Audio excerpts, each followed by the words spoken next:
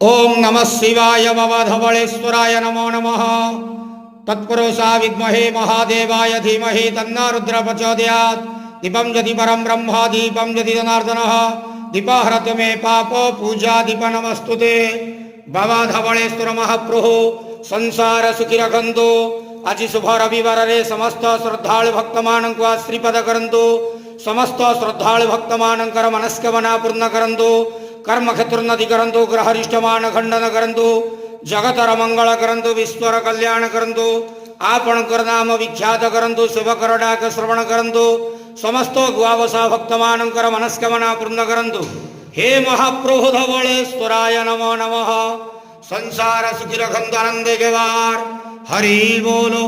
आज शुभ रविवार रे समस्त श्रद्धालु भक्त मानक श्रीपद करंतु आनंदे गेवार। हरि बोलो। बाबा धवळेश्वराय नमो नमः।